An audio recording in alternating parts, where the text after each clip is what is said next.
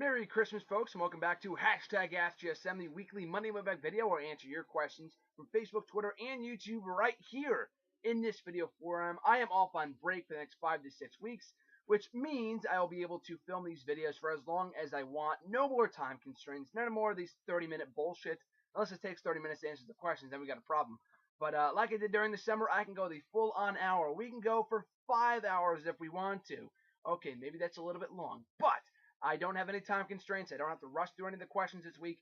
I am happy to answer all of them in full depth. We are only 3 days away from Christmas as I film this. Hope you guys are doing well. That being said, let's get right into the questions this week. Jose K from YouTube's got 2 questions. First one being, will they ever make a Smackdown? Will they ever make Smackdown a more important show again? It would help if they added more talent, since each show can have their own stories, and help bring back the old Raw versus Smackdown rivalries. So I read a rumor a couple of weeks ago when SmackDown was first announced to be moving to Thursday nights, which I'm extremely excited for. I can never watch it live on Fridays. I only watch it on DVR and online and whatever else. So I'm excited that it's moving to Thursday so I can watch it now live, which is great. I know a lot of people don't watch SmackDown. That's completely okay. Nothing of note ever happens on the show, so I don't blame you. That being said, though, I said before, I read a rumor when the announcement first came out that they're going to be trying to make SmackDown a more important show. I said this on Twitter at the time that I read that, but I will see it. I will believe it when I see it. Much like old Saint Nick here. But still, I mean, I think it's not one of those things where if you have faith in it, I mean, okay, much not like Saint Nick whatsoever, because I think you have to believe in Saint Nick even though you don't see him. But that being said, though, SmackDown hasn't been important in maybe close to 4 to 5 years. At JohnNap17, we were talking about this yesterday when I saw him. But I think the last great SmackDown feud was Orton versus Christian in the summer of 2011. Easily one of, if not the best feud from that year. And I know I'm accounting for John Cena and CM Punk, but I have a very soft place in my heart for that feud. I thought it was an amazing feud between Orton and Christian. And that was right before the end of the brand extension per se. I know it officially ended about a year ago when they unified the titles. But it pretty much died a death around 2011 when they created the whole Super Show bullshit. So, that being said, I don't see them making SmackDown a more important show on its own unless they really, really try. Like, I like the fact that, and I don't want to see it go live every Tuesday. I think it's a lot of wrestling. Like, this past week we had TLC, Raw, Main Event, SmackDown, Tribute to the Troops, NXT Superstars, all within the course of like 3 to 4 days, which is ridiculous. It was definitely a wrestling overload. I didn't really mind it. I'm in the Christmas spirit right now, so I don't really have, I didn't really grow tired of it or whatever. I enjoyed it. But it's one of those things you can't do every single week. It's one of those things that's better off once a year, if not every 2 years. You can't do it all the time. So that being said, if they're going to be going to Thursdays, not doing it live, which is okay. You don't need to be live for it to be an important show, although I would prefer it to be live on Thursdays. It is what it is. But, yeah, try to further more stories on SmackDown. Maybe do a title change or two. I think we haven't had a title change on SmackDown since maybe Del Rio won the World Heavyweight title a couple years ago, almost exactly 2 years ago, I think. I think it was in January of 2013. So it's been a little while since we last saw a title change on SmackDown. But, yeah, that being said, I don't see any of these old school Raw versus SmackDown rivalries that you're kind of talking about. We won't get those until we get a brand split, which I do think, never say never, we might get at one point again. Maybe not anytime soon, but maybe down the line. I think it'd be a cool thing to bring back if they did it right this time around, didn't trade talent all the time. And you keep it until the draft shows, and you do whatever else. You keep them their own separate entities, and then every once in a while you can do that feud. Like by bragging points, by that point, when they created that pay-per-view in 2009, 2010, the fucking brand split was useless, so the pay-per-view was useless, so I'm not very surprised they ended up getting rid of that about a year later. So, that being said, I can see SmackDown becoming a more important show again if they treat it as such when they move to Thursdays in about a month.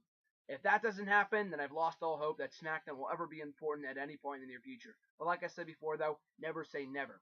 Jose's second question was, since Kurt Angle currently re-signed with TNA, who do you see coming back as a huge name to WWE? Like a Jeff Hardy, Kurt Angle, Dudley Boys, somebody of that hype. So, yeah, Kurt Angle's out of the question for right now. I'm not going to rule out a return for Kurt Angle forever, because I do think he'll be back at some point. Jeff Hardy depends on when his TNA contract expires. I know where he currently works. Him and Matt have been able to reunite on the Indies and in TNA. They're living life. They're loving life right now, so I don't blame them for doing what they're doing. I am happy whatever they're doing. I'm happy with whatever they're doing because I'm a huge Hardy's fan. That being said, though, I would love to see them in WWE for one more run. It doesn't have to be even a run. It could be one more match. But I think Jeff Hardy is more capable in the ring at this point in his career than a guy like an Undertaker or even a Kurt Angle or a Sting. Because this Jeff Hardy, Jeff Hardy's been wrestling matches consistently over in TNA. So he can't, he can be a part-timer if he wants, but he can do the whole RVD Jericho schedule, maybe work some house shows, not everything, and then kind of, work his way from there and, come back for maybe 3 months or so on the road to WrestleMania. So, yeah, maybe I think of those people that you mentioned, I would have to see Jeff Hardy coming back first of all those people. Kurt Angle, it's going to be a couple more years, even if it's not a wrestling role. I do think he will be back at some point. The Dudley Boys, probably they will be back at some point. I don't know when. I don't believe the whole bullshit that Bully Ray's coming over by himself and he's going to feud Brock Lesnar. Listen, people, and I'm not going to go on a huge rant about this right now, but Bully Ray was Bubba Ray before he went to TNA, because 90% of WWE fans don't watch TNA or even give a fuck what it is.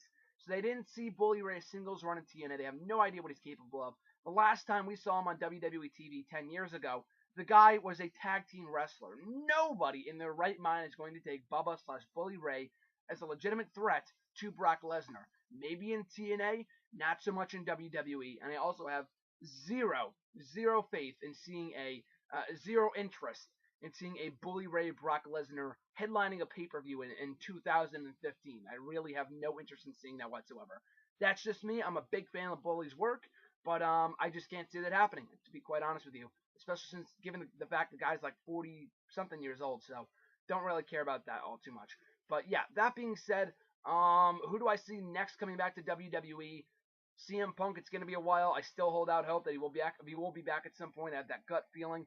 It doesn't have to be next year or the next decade. He will be back at some point. I can promise you of that.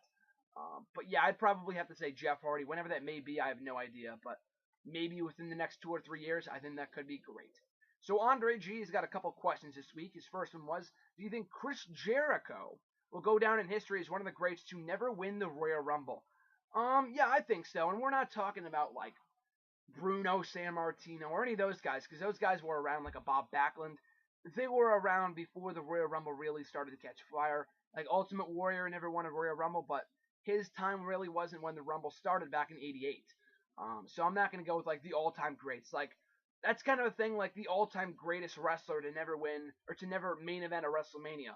Like Bruno Sammartino never main evented a WrestleMania, but then again, that wasn't his era. You know what I mean? That wasn't his time. So I don't consider him like the greatest to never main event a WrestleMania. CM Punk's on that list, absolutely, I would say. And in this list as well, I think CM Punk, I think it's crazy given all the success the guy had. A 2-time Mr. Money in the Bank winner, 5-time world champion, multi-time Intercontinental and Tag Team champion, ECW champion, Slammy Award winner, and everything else this guy achieved in WWE. Never once won the Royal Rumble matchup, which I think is crazy. I think had he stayed, he could have won it. I thought he should have won it last year. Maybe that's just me. But, yeah, so probably Jericho's on that list. CM Punk is on that list. And I would absolutely, you cannot go without saying Kane. I know Kane is not the greatest wrestler to ever grace this earth. But, that being said, the guy's a Royal Rumble great. He eliminated more competitors than anyone else in history back in 2001 before that record was broken by Roman Reigns in 2014. So it took a whole 13 years before anyone came close to breaking that record. Kane is Mr. Royal Rumble. I don't care what you say. Maybe you can make a case for Shawn Michaels, but I'd have to go with Kane. So the greatest wrestlers to never win the Royal Rumble, in my opinion, of the Royal Rumble era, like I said before, I'm not going to mention like Ultimate Warrior or Bob Backlund or Bruno Sammartino. Their time was not during the Royal Rumble, so they couldn't have even won it if they wanted to. Maybe Warrior, maybe in the late 80s, but aside from that, not really. So I'd probably have to go with Jericho, CM Punk, and Kane. His next question was, is there any money in a Callisto versus Sin Cara feud/match? I think there's more money in a Callisto versus Rey Mysterio match than there is a Callisto Sin Cara match. Because I talked about this in an article I wrote a couple of days ago. Actually, it's up right now on whatculture.com. Make sure to check it out. Cheap plug. About 10 wrestlers that are more likely going to be future endeavored in 2015. I did put Sin Cara on that list. Sin Cara has been a failure since its debut. And I'm not talking about the wrestler. Well, the wrestler too. Not currently, but I'll get into that in a second. Since the character made its WWE debut 3 or 4 years ago, almost 4 years ago at this point, it's been a failure in its entire run.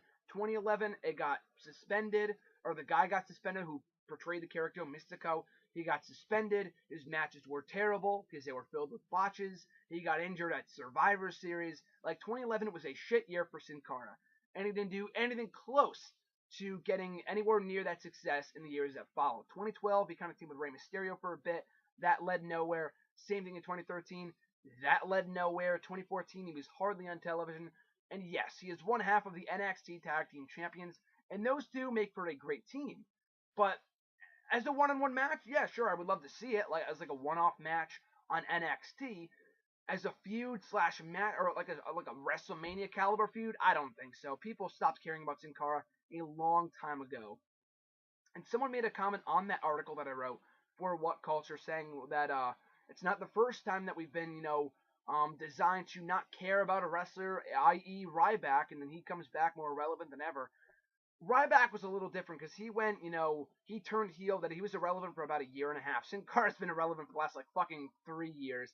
And Sin Cara his run was so bad. Ryback's was at least at the point where he was still winning some matches. Like he was feuding with John Cena, CM Punk, some of these other big names. Sin Cara, what the fuck has this guy done in the last 3 years? Absolutely nothing. The guy has been on NXT Superstars main event or not TV at all. So that being said, I don't think people really care about Sin Cara all that much to the point where they would pay money to see him face Callisto. Still though, I would love to see it, like I said before, as a one-off match on NXT. Sure, why not? I think it'd make for a great match. But even Hunico under the mask, Mystico got released about a year and a half ago, and Hunico was given the remains of that character. And even if Hunico didn't take up the Sin Cara character, he probably would have been released a long time ago too, much like his tag team partner Camacho about a year and a half ago, or I think it was back in June that he got released. Still though, I do think that it's as a one-off match, it'd be cool. As a feud, I wouldn't say there's money in it, if only because people just don't give a shit about Sin Cara. Rey Mysterio, even though he hasn't been on TV in God knows how long, I think there is still some money in a Rey Mysterio Callisto feud. I would have loved to see a Sin Cara Rey Mysterio match feud, but with Mystico gone from the company, does it really fucking matter who's under the mask at this point? I don't really care to see a Sin Cara Rey Mysterio match feud now, because with Mystico gone, that was the whole point of the match. That was the whole point why I wanted to see that match, because Mystico was one of the greatest Mexican wrestlers down there, in his respective promotions down in Mexico. So with him gone, serves no purpose. So then Callisto as the kind of, next Rey Mysterio, and I hate to say the next so-and-so, but I do think he can kind of fill that role that Rey Mysterio, Sin Cara, Del Rio left behind for him as the next luchador to make it in WWE, especially with the mask sales, and stuff like that. So I do think there is more money in a Callisto Rey Mysterio feud than there is in a Callisto Sin Cara match feud. His next question was, who do you see beating Charlotte for the NXT Women's Championship?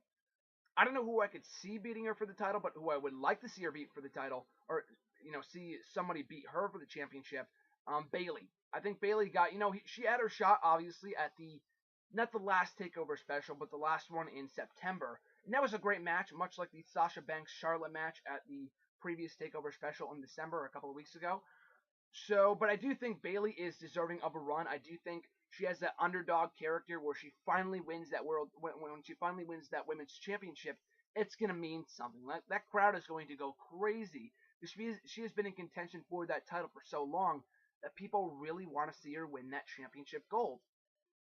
So, I do think Bayley would be a great candidate to be the one to take off the women's championship off of Charlotte. I mean, if it's Sasha Banks, I'd be completely okay with it. I thought she was winning it at TakeOver 3 at Our Evolution. It did not happen, which I'm fine with. I think if they keep the belt on Charlotte, the longer the better, I think. And, insert your own sex joke here, but I do think that, if they keep the title on Charlotte a little bit longer, it's going to mean more whoever beats her for that belt. And I don't think it's going to be Becky Lynch. I think it might be too soon for her.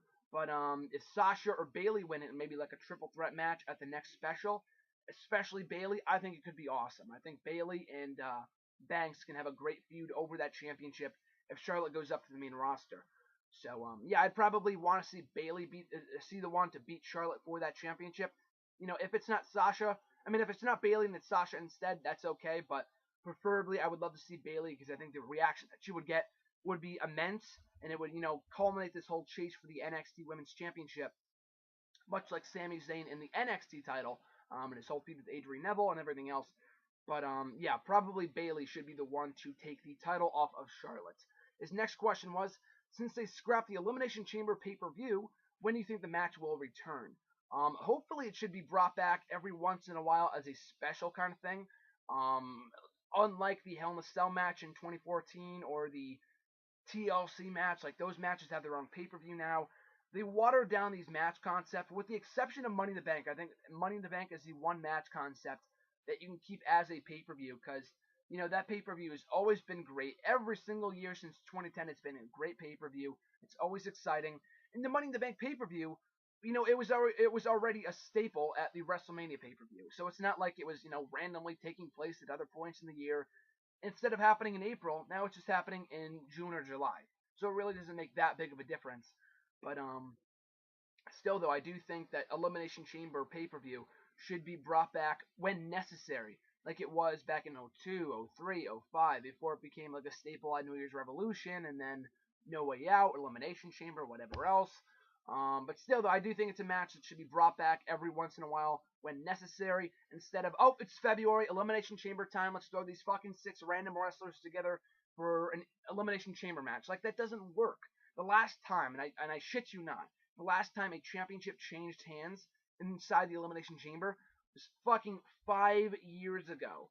5 years ago. Every champion that has stepped foot inside that chamber in 2011, in 2012, in 2014, they've always retained their titles. Like, that's ridiculous.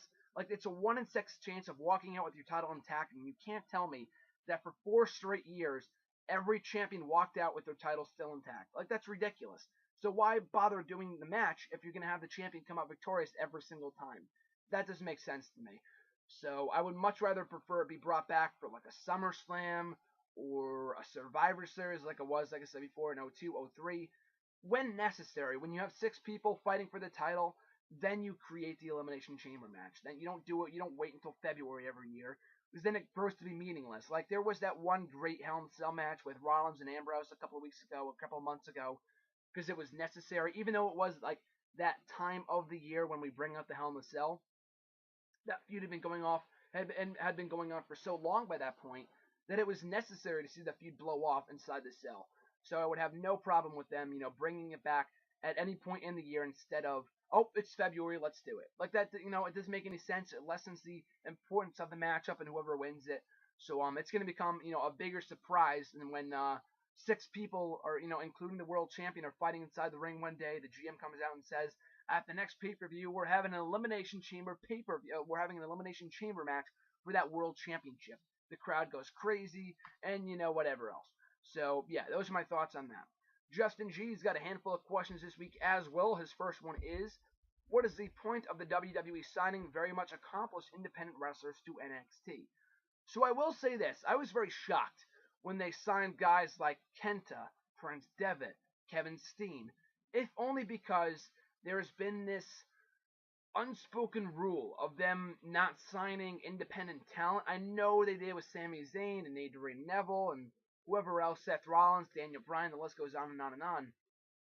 But the truth of the matter is, those guys were signed before the Performance Center. With the Performance Center, they can take an athlete, like a football player, and make him into the next John Cena with no wrestling experience, no passion for wrestling whatsoever, like a fucking Mojo Rawley. Maybe he liked wrestling beforehand, I have no idea, but he's the kind of guy that screams out to me that someone they tried to push and it flopped, that, they just try to make out of a football player and try to, put him in the ring and say, hey, this guy's a wrestler, even though he has no prior wrestling experience. Which is fine in some cases, like a guy like a Roman Reigns didn't have much in the experience before he came to WWE. He played football. WWE loves the football players, and he's become a big success on the main roster.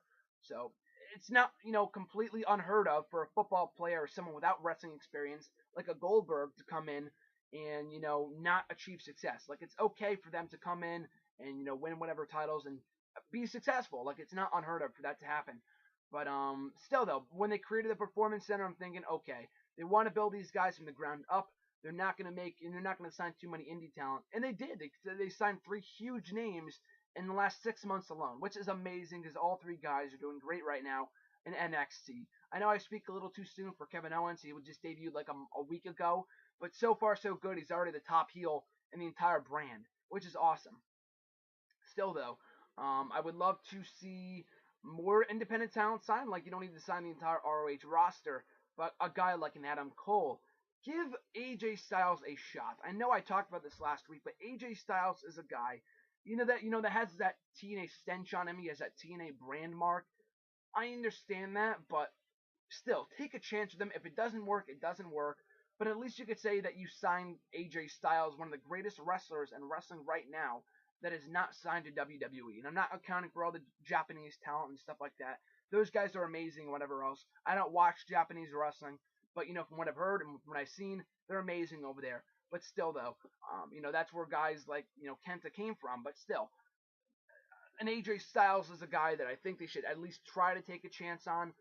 It's WWE. If it doesn't work out, it doesn't work out. But at least they could say they tried. Now, AJ Styles might have some reservations with that, but even he said in an interview in the past that if they were to give him a call, say, you want to come down to NXT, he would spend the time down in NXT even though he doesn't have to. The guy's been wrestling for 15, 20 years by this point, so he is, I don't think 20 years, but probably close to 15 years. So, or maybe even 20 years, I don't even know. But still, I think he's a guy that would fit great in NXT, so what is the point, is what you're asking? Add more blood to the NXT roster. These are guys that they're giving a shot to, and they're taking the ball, and they're absolutely fucking running with it. They are fucking darting with that ball and making it something great. Tommy, not Devin, I'm trying to think of his actual name, Balor and Owens are all doing amazing right now in NXT, so I'm glad to see that, and hopefully they can take more chances with indie talent. Not every indie talent's going to be successful, like a Chris Hero. I'm not even pinpointing that on him. They just never really gave him a chance, and they kind of unceremoniously released him from his contract about a year ago. For what reason, I have no idea. He's a guy that's, I think, has since let himself go a little bit. I saw some picture where he was like grotesquely obese. Like, that was a little weird. I don't know if that was photoshopped or what, but still. What's the point? To add more blood to the company, to add more, talent to the roster, so to speak. I think they can, get all the talent they can. They need all the talent they can get, especially with the roster depth being so low right now. When these guys get called up, the future is now with WWE. So his next question was, do you think the change in direction for TNA with a new network, that there will be a whole new look to the TNA set, or do you think they will pick up the same set that they had before they departed from Spike TV? I think they're going in a new direction with a whole new look. They had the new logo unveiled a couple of days ago, I think, or about a week or so ago, which was great. I think it's great that they have, this whole new look on TNA. But like the old saying goes, you can put a diamond on a dog or a diamond necklace on a dog and it's still a bitch, or whatever the saying is. With TNA, they can change their image all they want. And that's desperately what they need. But I'm also hoping they also get rid of the TNA name instead of just keep it Impact Wrestling, because that TNA name has such a stench to it that people just associate it with failure. So I would love if they just got rid of that completely. And it's not even in the new logo. It's just Impact Wrestling. So I'm hoping they keep it that way. Still, though, they will definitely debut a new set when they, have their Impact Wrestling tapings in January, which is great, and I'm looking forward to that. But they actually need to make an effort to rebrand themselves. They can't do the same stupid shit, the same talent. They need to take a whole new direction, all new feuds, new champions, new everything. You don't need to press the reset button fully. Like, you can keep Bobby Roode as champion. Like, you can do whatever you want. Like, that's fine. But you can't pull the same stupid shit that got you in trouble in the first place. Like, every time they build up some momentum, TNA does, they ruin it by doing, some stupid shit. They do some stupid angle or a stupid storyline, a match bombs, they sign someone that sucks. Like, they do something dumb every single time. Like, Dixie Carter comes on TV. Like, if they brought her back to TV, that'd be the fucking kiss of death for TNA. So I'm hoping they don't do that. But still, yes, to answer your question, I do think they will have an all new set for TNA. But it's all, at the end of the day, it's on them. If they can't give the company a new direction, if they can't push their talent in the way they should, if they can't push the right people, instead push some sucky wrestlers to the top and make that world championship feel meaningless, then it's back to square one for TNA. So hopefully, We can, see an all new direction, see an all new outlook for TNA when they re-debut on Destination America in January. His next question was, John Cena is right on the cusp of breaking Ric Flair's championship title reigns, 16 that is. When do you think the WWE will officially give Cena that leading championship reign? All I can say is not at the Royal Rumble. John Cena is getting one more shot at Brock Lesnar at the Royal Rumble. I know that match is a draw, but did it really do wonders for the Night of Champions pay-per-view? I'm not sure. I can't remember what the buy rate was, but it's all different with the network anyway, so it doesn't even matter. But people, this is the fourth time in the last 2.5 years, that we've seen this match. I don't want to see John Cena versus Brock Lesnar for a fucking fourth time. That's not even accounting for the matches they had back in like 02, 03. Those don't technically count. That was before John Cena became a big money player in WWE. So that being said, I'm really, really hoping that this is the end of the line for the feud, and it will be. They said, oh, John Cena gets one more shot. This is the final match between Cena and Lesnar. I'm hoping that Cena does not win the championship, and Rollins cashes in. I think someone asked last week, but I'm hoping that's not the direction they take with that matchup, because sure, it would be awesome to see Seth Rollins as the WWE World Heavyweight Champion. Don't get me wrong. I hope we do see that within the next year or so. But still though, I think with Seth Rollins and John Cena, that's a feud that you can save for a little later down the line. They already kind of did it at TLC, but still though, it's a feud that you can do over the championship down the line. But Brock Lesnar needs to win at Royal Rumble. I know he hasn't been on TV in the last 6 months. I know his title reign has been very poorly mishandled. I do not put that on Brock. I put that on WWE for booking him for more dates and stuff like that, or have him even appear in some vignettes. Do something as simple as that. To have your champion non-existent from the show for 3 straight months. For a week, sure, that's fine. For a month, okay. For 2 months, you're fucking pushing it. For 3 months, you're pissing everyone off. Like, I'm okay with it, because I think whoever beats Lesnar for that championship, it's going to mean something. But if you think about it, it's not really all that much about the championship. It's more so about beating the guy who put the 1 in 21 and 1. Who beat The Undertaker and conquered the streak at WrestleMania 30. If John Cena did it, then it's as good as John Cena being the one that ended the streak. Like, it makes, like, all that rub that Lesnar got from beating the streak at WrestleMania, it's all gone. Like, I know you can make the case, and well, Brock hasn't been on TV, so if even Roman Reigns beats him, it's not going to mean anything. At least Roman Reigns is a fresh face. John Cena does not need his 16th World Championship right now. I have no doubt in my mind that we'll give him the 16th, the 17th, the 43rd championship reign in his career at some point. I have no doubt about that. I just don't want to see it come at the expense of Brock Lesnar. Whoever beats Lesnar is going to get a huge rub, and it should not be John Cena. The last thing John Cena needs is a big push, because the guy isn't already a main event star already. So, like I said before, it's not about the championship, it's more about who beats Brock. But I know your original question was, when he's going to get that 16th championship. Like I said before at the start of the question, hopefully not at the Royal Rumble. Probably within the next year, absolutely, but hopefully not at the Royal Rumble. That's all I can say right now. His next question was, do you see a Kevin Owens versus John Cena feud in the near future, if and when Owens gets called up from NXT? So you said if and when. Absolutely, I see Owens getting called up from the NXT roster. The guy's so fucking amazing. RJ and I were talking about this on Wrestle Rant Radio not too long ago, but the guy could absolutely just skip NXT right now, and he would be a breakout star on the main roster. But I think it's very smart that they're keeping him down in NXT for the time being. He's going to have great matches with Neville, Zayn, whoever else. Same thing with Tommy. Same thing with Balor. I think those guys are doing great right now in NXT. No real reason to call them up anytime soon. They will be up before long, but not anytime soon. So, a Kevin Owens versus John Cena feud, that is money. Like someone said before, the Callisto Sin Cara feud, could that be money? This, a Kevin Owens John Cena feud, that is money, people. I could just see it raining from the ceiling right now. Kevin Owens versus John Cena is a match I would pay a lot of money to see. Kevin Owens, Kevin Steen, whatever you want to call him, is a great mic worker. As great as he is in the ring, the guy is money on the mic, as a heel especially. So the promos between a Kevin Owens and John Cena feud, the promos that you could see between those two guys, would be absolutely golden. So I'm really, really hoping we do see that feud. Like, it doesn't need to be the first feud that Kevin Owens does when he gets in the main roster. If anything, that should be the last feud he does in the main roster, because that's going to be the kiss of death. Look at Sheamus, look at Del Rio, look at fucking Jack Swagger. All these people, they get on the roster, they feud with John Cena ASAP. They lose, and then where do you go from there? There's nowhere to go but down. John Cena is a guy, as much as they may hate him, he's a guy that you should work your way up to. You don't feud with him right off the bat because there's nowhere to go but down. So I'm really, really, really, really hoping. Like Bray Wyatt is another perfect example. He feuded with John Cena earlier this year at WrestleMania. And he's done nothing since. He's feuded with, Jericho and Ambrose, which is great. But for the most part, he hasn't really been on that same level since before the John Cena feud.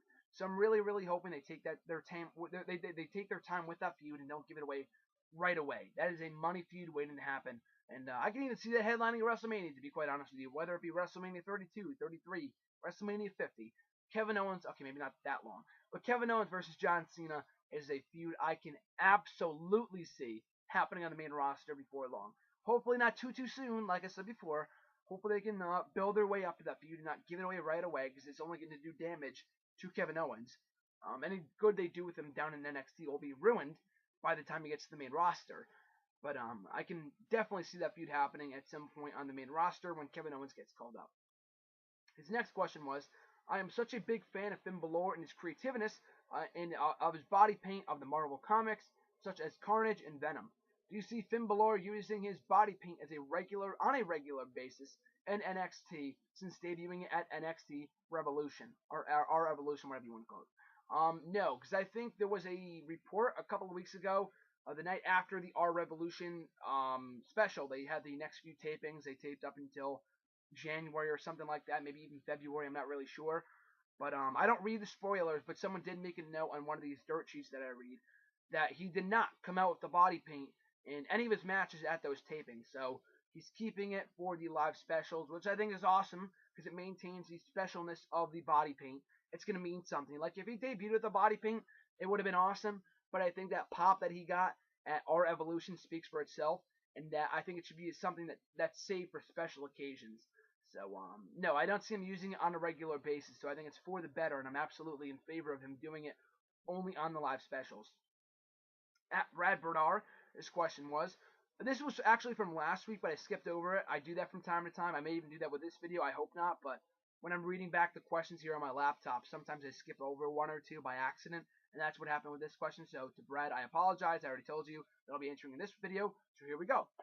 From last week, what are your top 5 pay-per-view theme songs of 2014? And I can't believe I skipped over this question because I like it so much, because I'm a huge sucker for pay-per-view themes.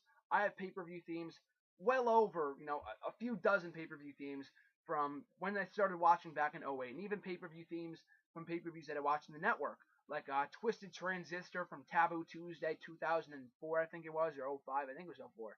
Actually, I think it was 05, whatever. Twisted Transistor, My Way by Limp Bizkit from WrestleMania 17. Some other ones. Remedy from SummerSlam 2004. Like, pay-per-view themes to me, I think, are essential, making that pay-per-view feel special. Like, you don't need to have a great theme for a pay-per-view in order to be like the greatest pay-per-view ever, but it only helps, especially when you're hyping up a pay-per-view a million times over, and you have the music in the background. It definitely helps if that music is good. So 2014, in my opinion, has been a great year for pay-per-view themes. And when you asked me this question, I immediately opened a Word document and started listing down all the great themes that we've seen in 2014. Like, I didn't like it at the time, but We Own It by Wiz Khalifa. I'm not even a huge Wiz Khalifa fan. If anything, I don't like his music.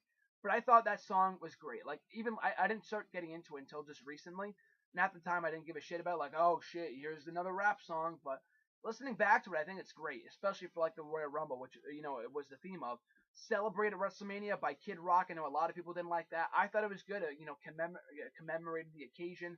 It fitted nicely with the New Orleans theme that we had this year where the pay-per-view took place. I thought that was a good theme. But here are my favorite themes in 2014.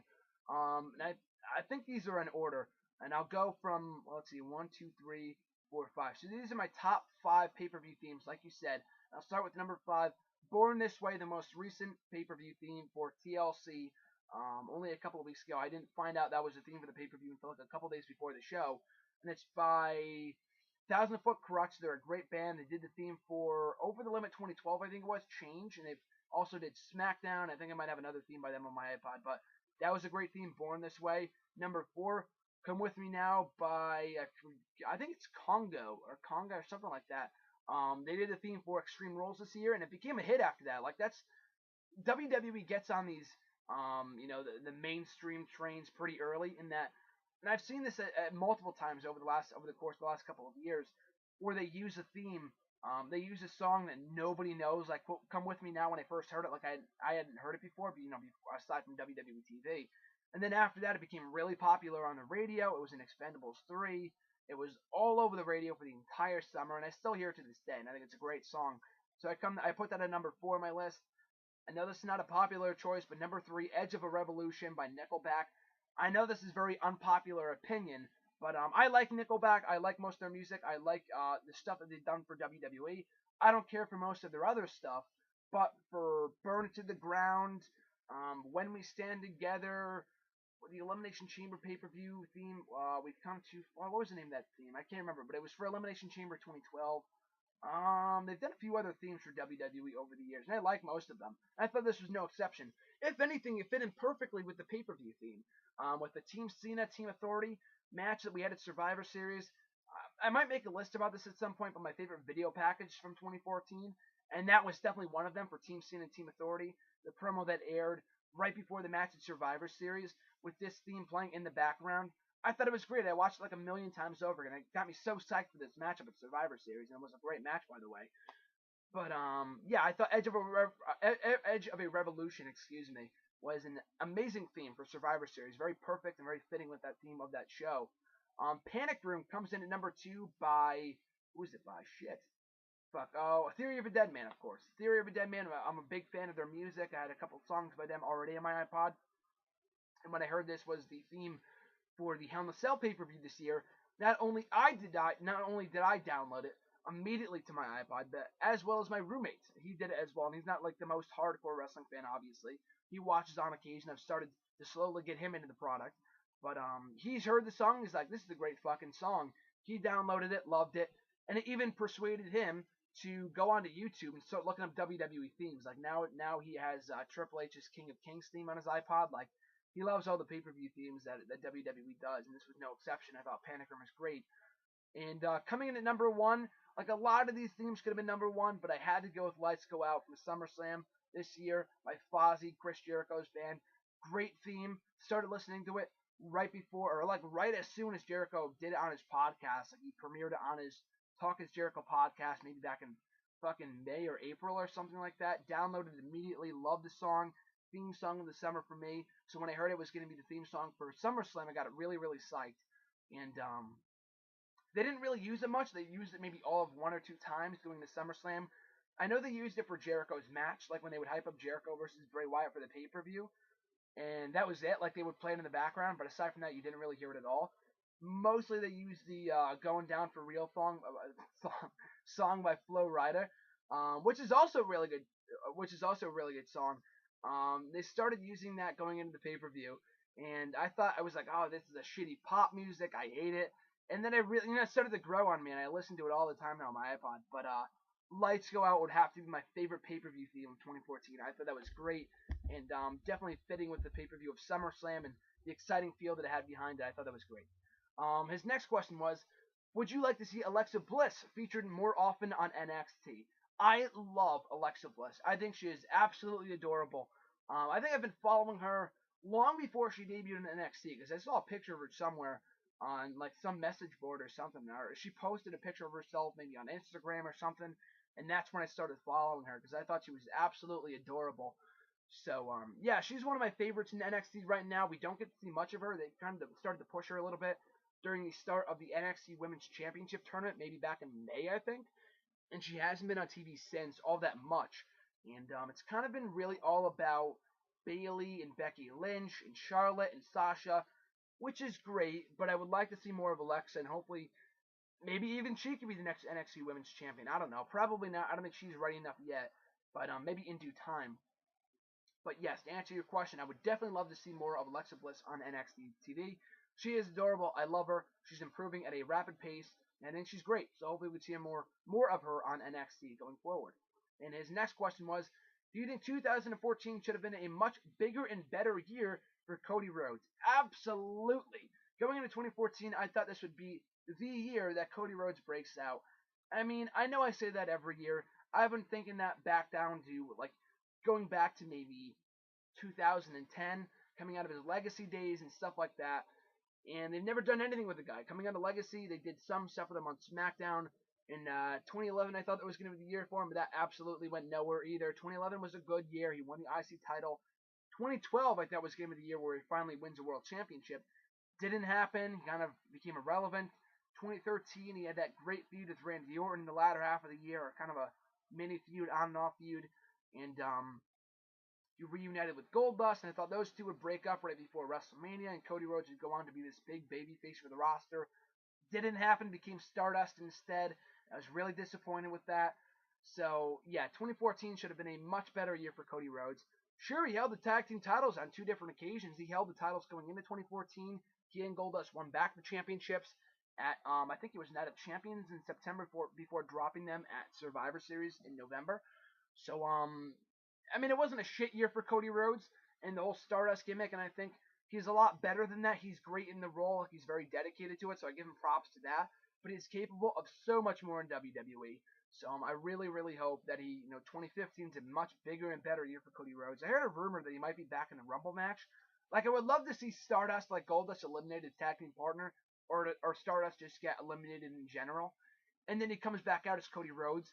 It's going to be a little hard because you would see remnants of the face paint and his hair wouldn't be completely grown back out.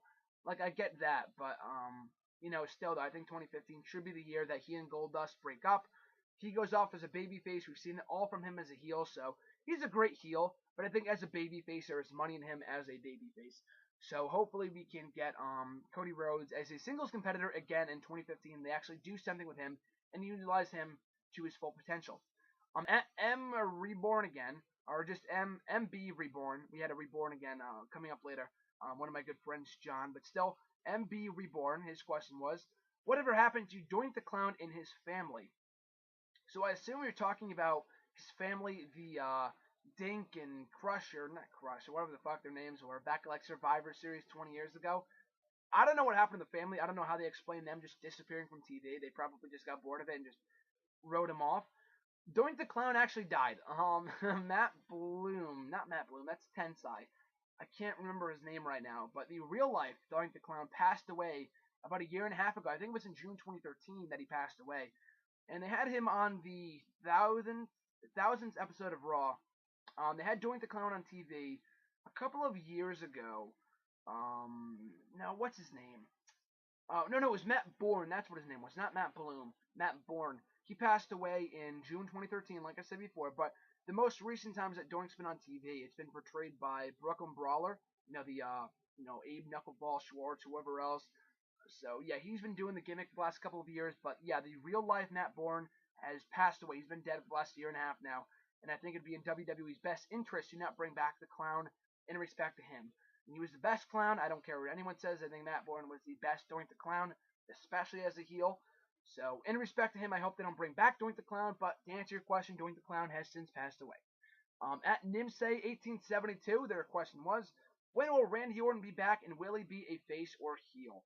So I thought Randy Orton was going to be back at Survivor Series. Sting returned instead, or debuted instead. Thought he was going to be back at TLC. Roman Reigns had returned instead. So they can bring him back in the Rumble match, because I think at this point, I thought they were going to do Orton and Seth Rollins at TLC. Obviously, that did not happen. He's not even back on TV at this point. So by this point, you could just have Orton return in the Rumble match. As a babyface, definitely. Because I think as a heel, sure, he's great. Not even as a babyface. I've talked about this before, but I think Orton is great in a tweener role. Like, you go back to 2010. I thought 2010 was one of the best years of Randy Orton's career. And no, I think he won a world title that year. He won the WWE Championship, but he was so fucking over as a tweener. Like, he was hitting John Cena, but he would also go against the Nexus. He would hit Sheamus, but he would also hit Jack Swagger. Like, he was not a solidified babyface or a heel. He was kind of both. So that's what I loved about Randy Orton back in 2010. He's kind of, like, he was at his hottest back in 2010. I think when the whole feud with Christian happened and he beat Christian for the world title in like 2 days, like, that's when people started to hate on Randy Orton, myself included. And I'm still an Orton fan, just definitely not to the extent that it once was at. But still, I think he was doing really, really well before he came down with an not injured, injured in storyline, obviously, but before they wrote him off TV back in November, and he's since been filming the Condemned 2? I think it's Condemned. Yeah, the old Stone Cold Steve Austin movie. He's been filming the sequel for that. He's been, posting pictures of himself getting days off, so I think he's still filming, but they can bring him back if they want to. It's all a matter of them just writing him back into the storylines, and I think at this point, it'd be best if they just had him return to the Rumble and do Rollins and Orton at, like I said before, at this point, just have him return in the Rumble and do that feud going into WrestleMania. Don't do it at Fastlane. Just do it at fucking WrestleMania. It'd be a great match. It'd be a great feud given the history behind it. Rollins and Orton could be a great feud for WrestleMania. So, yeah, I do think he'll be back either before the Royal Rumble or after the Royal Rumble. There is no chance in hell they keep him for TV. They keep him off TV for longer than that. It's absolutely going to be before the Rumble or in the Rumble. And if it was up to me, I'd probably keep him. I'd probably have him return in the Rumble. Sure, it'd be predictable, but it'd make for a great moment, especially if Seth Rollins is about to win or something like that. He comes in and knocks the fuck out of Seth Rollins, and they eliminate each other. And I think that could be I think that'd be awesome. A great way to build up to their feud going into WrestleMania. So next question from @Esmal230. If I 230, I guess. If I mispronounce it, I apologize. But their question was: you see the New Day turning heel and getting heat, and also doing some edgy stuff, almost like the Nation Domination, and recruiting members. I would love to see the New Day turn heel. It seems like every week I get a question about the New Day, and not that that's a bad thing, but as each week passes, I dislike the gimmick more and more. Like, they're making the most out of it. I don't blame Woods. I don't blame Kingston. I don't even blame Big E. They're doing a great job with the gimmick. It's just that, one, it's very one-dimensional. Two, it's stereotypical. And three, these guys are so much better on their own than they are together. And I know this is coming from a guy that was excited to see them together when they were a heel faction earlier this year, but they completely abandoned whatever direction they had with that for whatever reason. That was never really explained. And now they're back as over-the-top baby faces. So when JBL said on commentary last week on Raw saying, they're too positive for me. I don't think they're being truthful. I think they're pulling something here. I think they're hiding something. Air Uso. I think that when JBL said that he was kind of teasing a heel turn for them. And I know he's the heel commentator, so it's a little different. He's going to have to say stuff like that. But I'm really, really hoping that those words from JBL were kind of planting the seeds for a heel turn from the New Day. If they don't turn heel at any point in the near future, then they probably won't turn heel at all. And some people have said, maybe, wait it out, let them build it up until people are really sick of seeing this shit. And that's a great point. Hopefully this is not it's not a Brodus Clay 2.0, in that I thought they were going to do the whole Funkasaurus thing for a month or two and think, okay, they're going to have him turn on the crowd when it matters most, it's going to mean something. But they didn't turn him heel for another 2 fucking years. So I hope it doesn't get to that point with the New Day, because these guys are so great on their own. I would hate to see them wasted in a stupid stable that people hate. They got a terrible reaction to TLC and Raw, and maybe not so much for main event. They had a good match on main event, but still though, I think the gimmick is very, very. It has a very short shelf life, so I'm hoping they turn it heel and they let those guys run with it, because I think Kofi Kingston, especially as a heel, would be very, very, very interesting. The first time in 7 years since this guy made his debut on the main roster, it'd be a great thing for him to do.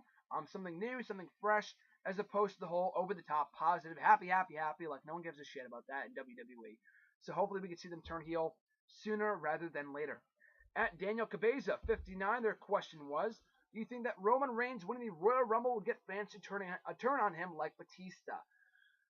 No, because I think Batista, they would turn on him, yes, but not similar to Batista. Batista, they turned on him because, one, he didn't work well as a babyface. I think Roman Reigns is a fine babyface. He's a better babyface than he is a heel. And two, Batista, they didn't want him to win because they wanted Daniel Bryan to win last year, and myself included. And even though I'm a huge Batista fan, even I was disappointed with him winning the Royal Rumble again. And for a third thing, Batista had already won the Royal Rumble. It wasn't even someone new. It wasn't someone fresh like a CM Punk or a Bryan or a Roman Reigns. It was fucking Batista for the second time. And for the second time in, I think, 9 years? So it wasn't necessary. So with that being said, I don't think him winning, I mean, the fans would turn on him. I don't think every fan would turn on him. He's still getting great reactions. There's always going to be that big, market of internet fans that will turn on Roman Reigns. I love Roman Reigns. I think what they're doing with him right now is great. I didn't really mind him winning Superstar of the Year. I'm not as big as fan. There's still a lot of improvement to be made with Roman Reigns.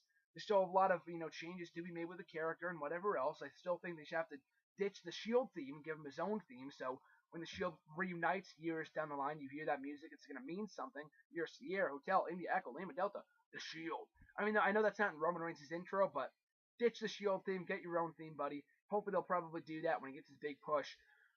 Still though, like if they had him debut a new theme at TLC, people were like, "Who the fuck is this guy?" You know what I mean?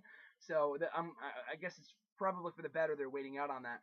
But still though, I think winning the Royal Rumble, it's a different situation from Batista because, like I said before, Batista was taking someone's spot, and Daniel Bryan should have won that Rumble. Who else can win this Rumble? To be quite honest with you, like you look at the roster right now, Dean Ambrose maybe, but I just can't see him versus Cena or him versus Lesnar at WrestleMania, so that's a no. Like aside from that, oh shit, the chocolate fell. Aside from that, I really have no idea who else would be a legitimate contender for the WWE World Heavyweight Championship at WrestleMania if you were to win the Royal Rumble. So Roman Reigns makes the most sense whether you like it or not. I don't like the predictability either. I like being shocked every once in a while for the better. I don't like swerves for the sake of swerves. Don't have fucking Bo Dallas return and win the Royal Rumble just because it's a swerve. You know what I mean? Yeah, it has to make sense. It's, the best of both worlds here. But still, I think if he wins the Royal Rumble, people would turn on him, sure, but you got to do what you got to do. Especially if you feud with John Cena, people are still going to turn on him. Because people don't really want to see that match. They would much rather see Lesnar versus Reigns. I think it's a much fresher match. It'd be a better match for WrestleMania, in my opinion. But still, though, I think Reigns winning the Rumble, would they turn on him? Sure, but fuck with it. I mean, if it's so bad, like with Batista, they have to turn him heel. Whatever, do that. But it's gonna be what it's gonna be. They have to push the guy. Just don't shove him down their throats. I think people will be happy, but at least it's not John Cena. That's my philosophy right now. At Rand Shipe, their question was, if I apologize if I mispronounced that, but their question was, who do you want to win the Royal Rumble match? Like I said before, there's not many contenders, so I'm going to have to go with Roman Reigns. Like, if Daniel Bryan came back and won it, that'd be awesome. If Dean Ambrose won it, I'd fucking mark out. If Ziggler won it, don't see that happening, but if Ziggler won it, that'd be amazing, but none of those guys really make all that much sense right now, so I'd have to go with Roman Reigns. So it's not really who I want to win. Who I think will win and who probably should win is Roman Reigns. Makes the most sense. There's no one on the roster right now that is as logical as Roman Reigns for winning the Royal Rumble this year.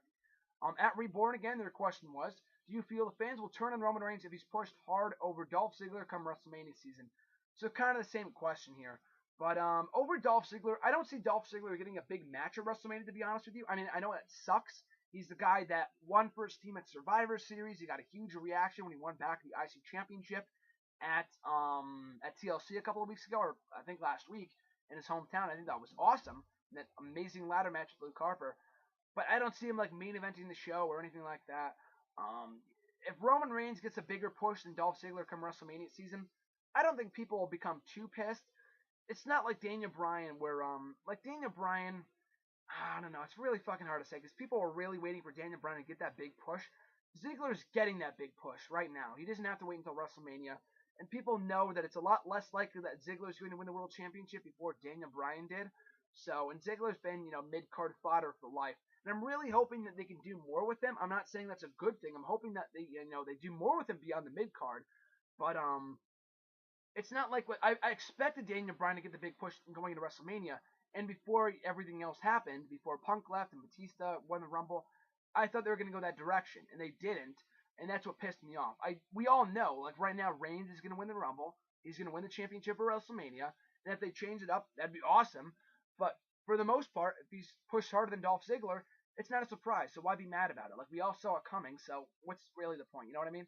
So I think people will turn Roman Reigns regardless, like I said before. But not at the sole, for the sole purpose that he's being pushed harder than Dolph Ziggler. Because Roman Reigns is a much bigger candidate, much more logical opponent for Lesnar at WrestleMania, or John Cena for that matter, than Dolph Ziggler.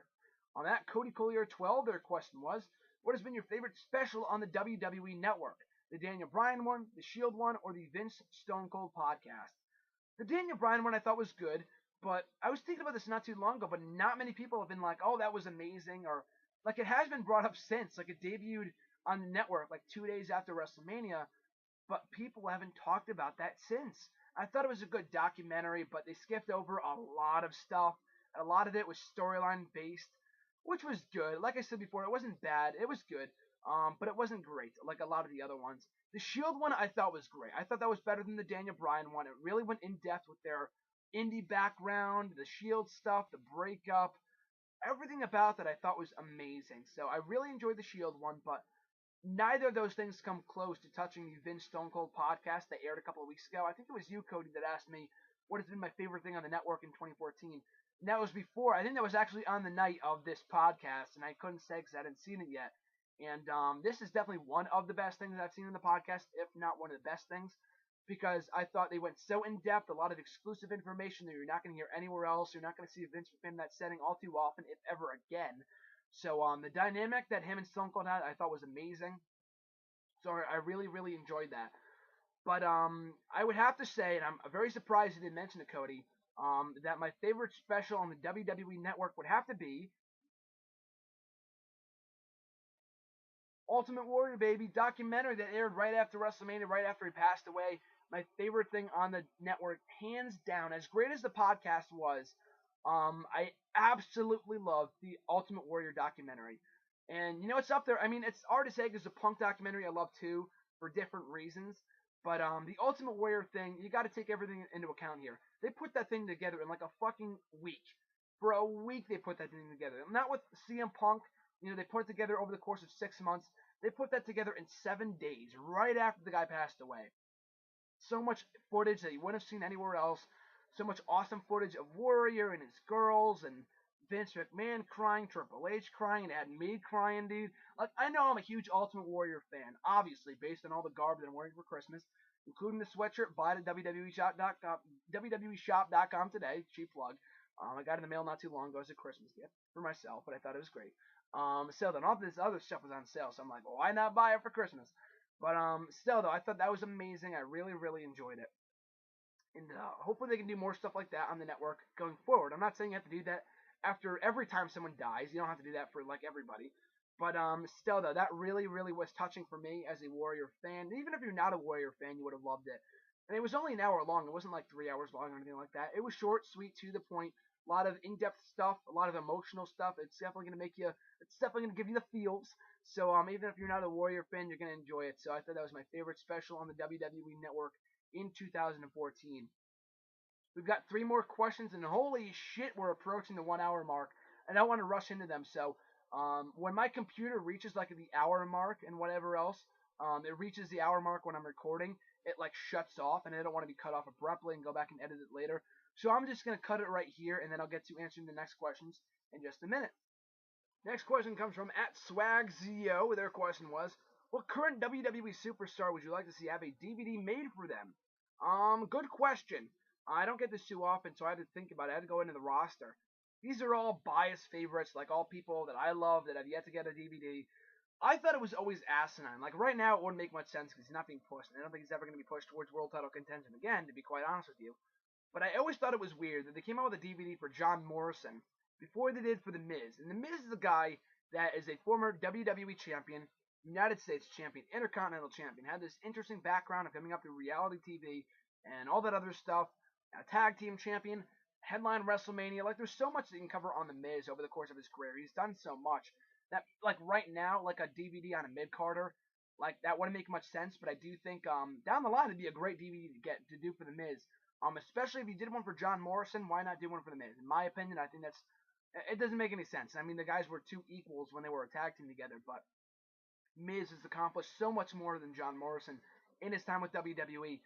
And whether you realize it or not, The Miz is one of the longest tenured wrestlers, one of the longest tenured employees in WWE right now. He's been under contract since 2006, but aside from the Mark Henrys and the Kanes and the Triple H's, the Jerichos, there's not many people on the roster that have been here for that long. That have been here since 2006, 2005, 2004 when he was on Tough Enough. So at some point, I would like to see a DVD on him. Like, to some people, like, oh, that's asinine. I would never buy that. But you know what? The guy's had a hell of a career. I think once he retires, maybe, or even before that, it'd be cool to see a DVD on him and all that he's accomplished and his, growing up and all that other stuff, his background. Christian, I think is a guy that deserves a DVD. Not one of those shitty match competition or whatever the fuck you call it. Not one of those kind of DVDs. I want to see an actual documentary on Christian. You don't have to go as in depth with like the Triple H DVDs and the Mick Foley DVDs, the Triple H DVDs, the Mick Foley DVDs, the CM Punk DVDs. You don't have to go that in depth. And I know he doesn't have that interesting as a background as those guys do. But still, though, I think Christian, having been with the company for over 20 years, it's the least they could do for this guy. For everything that he's done for them and everything else, I think, he's quickly approaching the end of his career. If he's not already done already, he hasn't wrestled in like 9 months. But Christian, I think, deserves a WWE DVD at some point. Like I said before, it doesn't need to be a huge blockbuster production, but I think it would be great to see, Christian's career and, coming up in WWE. It all goes back to the John Morrison thing. If John Morrison could get a WWE DVD, if fucking Zack Ryder could get a WWE DVD, I know that wasn't like a documentary. That was only like of his matches, but it was only like 5 matches on there going up to like 2011. So that was pointless. I love Zack Ryder, but like seriously, come on, are you serious, bro? But yeah, I think a DVD for Christian would be awesome. So hopefully we can get that at some point. And third, and not lastly, last but not least, William Regal. I think of all these guys that I've mentioned, William Regal has hands down the most interesting background. Growing up in England and all the success that he, got before he came to the WWE and everything that he's done in the WWE. It'd be really, really interesting. And one part that I loved about Jeff Hardy's documentary was that they actually acknowledged the suspensions and the WWE wellness policy, how he violated it twice or a few times actually, going back to his first run with WWE. And I'm sure that they would get into that with William Regal and him talking about the whole Raw GM thing and everything else that he's done in his career. The guy is such a wealth of information that I think if they put out a DVD on him, not even a fucking DVD, you could do a WWE Network special, something like that, or him or Goldust or something. William Regal, though, I think I would love to see a DVD on him, his entire career. Like I said before, it doesn't need to be as in depth as a CM Punk one, but if they wanted to, it really, really can be. Because I think there's so much there that you can delve into, in the background and the back history of his career before he came to WWE, everything that he did over in England, his personal life, the drugs. I think he had cancer at one point. The book that he wrote, everything. The guy, there's so little. Like the casual fan would never know this shit because the guy's never on TV. They don't utilize him on the main roster, only in NXT, which is great. At least he's doing something at all. But still though, I would love to see them do a main roster, or not a main roster DVD, an actual DVD or documentary on William Regal, giving those casual viewers an all new look at the man they call the British Brawler, the former multi-time Intercontinental Champion and first ballot WWE Hall of Famer, William Regal. Like I said before, these are all biased because I love all 3 of these guys, but I think all 3 of these guys should have a DVD at some point. At Anti-Hero Dress, his question was, what is your favorite year of WWE and what is your least favorite year of WWE? I think I've answered this question before, but favorite year, probably 2011. Was it the greatest year? No. I started watching in 2008. There has been better years, all around years in WWE than 2011. 2011 was not the best year. The early part was kind of shitty. The last half was definitely really shitty. The fall sucked with like John Laurinaitis and all that other garbage. But it was one of those times in wrestling as a fan when I was so compelled to tune in every single week. Like I'm excited for Raw every week. That's just kind of the person I am. That's as big of a wrestling fan that I am. But that was like one of those times like Raw ended at 11:05 after 2 hours, not 3 hours, people. But Raw ends and you're like, wow, I really can't fucking wait until next week. Especially during the Summer of Punk, especially during The Rock's return, especially during the whole feud between Randy Orton and Christian, especially during the Hall of Pain era of Mark Henry, especially during Daniel Bryan's rise to the top. So many awesome things happening that year. Like I said, a great year for WWE in the whole? Not really. But there was a lot of cool moments where, connecting it to my personal life and stuff like that, where there were moments where I tuned in. It was all about the moments, not so much about the content. Mostly about the content with like the Summer of Punk and stuff. But, the personal memories that I have of watching around that time and being excited for Raw and stuff like that. So, I would have to say 2011. 2008 is a very close second, but I would have to go with 2011. Least favorite year? Probably 2009 or 2010. Not much happened in either one of those years, and that's probably 2 of the worst years in recent memory. I just don't have many memories of it. I think I liked '09 more. I remember more about '09 than I do 2010. 2010 was just, I don't know, like Bret Hart came back and the Nexus. Like, I love the Nexus, but what the fuck else happened that year aside from that shit, you know? So I'd probably have to go with 2010. '09, there was more stuff I liked, like CM Punk turning heel and, the whole Shawn Michaels Undertaker feud and match at WrestleMania especially. What else happened in 2009? Like the rise of Sheamus and Drew McIntyre, the CM Punk and Jeff Hardy feud. DX I didn't really give a shit for. I think maybe '09 might be the worst actually, because I didn't really give a shit about the whole Randy Orton and DX and Triple H and John Cena all being in the title picture, and I love Jericho, so kind of a tie between 2009 and 2010. Probably 2009, then I can't say. I don't know. Probably one of those 2 years are probably amongst my least favorite years in WWE. 2013, and 2014 were not great years all around for WWE. 2014 is almost over, so we can say this. But they were definitely better. They had more moments, in my opinion anyway, than '09 or 2010. Those were one of those years. Those were those years where we were just like, I can't wait until this year to end because there's so much shit that's like that hasn't happened. Like we saw Orton in the title picture, Cena in the title picture, Triple H in the title picture. Like I just want this to fucking end already, you know? So yeah, favorite year 2011, least favorite years, tie between '09 and 2010. Sal D'Angelo, final question here for 2000 and not 2014. We've got one more video next week actually. So whoever's the final question next week, for the final one of 2014 is going to be, very, very special, I guess. We'll get to that in a minute.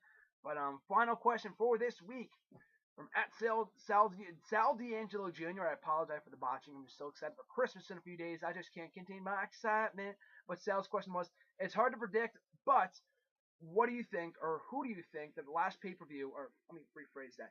It's hard to predict, but what do you think the pay-per-view Fastlane will be like? And will it have a gimmick match, much like the Elimination Chamber did?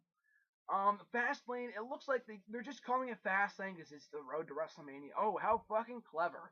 But truth be told, do we really need to have a pay-per-view at all in February? Nothing of note has ever happened at that show, as far as I can remember back. In recent years, nothing of note has ever happened at an Elimination Chamber pay-per-view, or at least in recent years. So why bother having it? Like, I was happy to hear they're getting rid of the Elimination Chamber pay-per-view. Because someone asked us earlier, like, when do I see the match being brought back?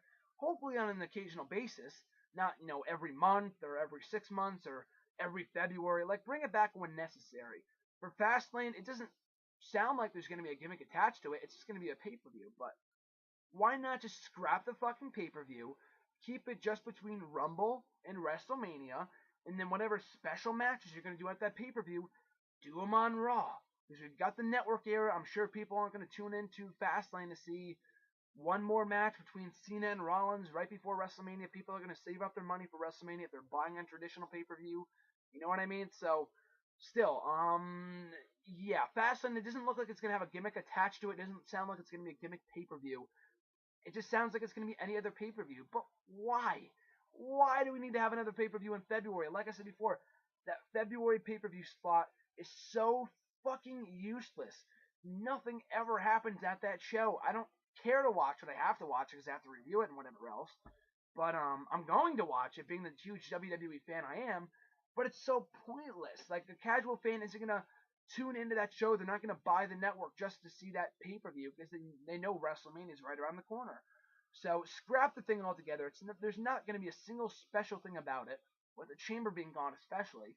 So scrap that show. I know they won't, but in an ideal world, I would rather see them get rid of that pay-per-view and then just do whatever meaningful major matches they have that they were going to do at that show. Do them on Raw instead. That's what makes the most sense to me anyway. So that's gonna close out today's hashtag AskGSM video. Hope you enjoyed the Christmas theme with the Santa hats and the stockings and the chocolate thing before it fell down before my 24 days of Christmas. I actually have to eat one of these once I'm finished filming this video. But nevertheless, we have one more video before the end of 2014. 2014 has been a great year for hashtag AskGSM. I've done one of these videos, I think, every single week, with the exception of maybe 1 week in January. And we've done it every single week since then. So For those of you out there, and I know there's a lot of you that have been tuning in since the beginning of this series, dating back to episode 1 a year and a half ago in July, and I won't get all smoozy woozy on all of you guys. I'll do that next week at the end of 2014, but still, though, I always appreciate the support. If you want to send in a question, you can do so. You absolutely can do so, sir. You can put a comment down below, and I will put it in next week's video. You can send me a comment on Facebook. You can leave a comment or a post on the page, or leave a comment on the post I usually put up on Sunday nights when I gather the questions. Or even you can tweet me on Twitter at WrestleRant with hashtag AskGSM, and I'll be sure to include your question in next week's video.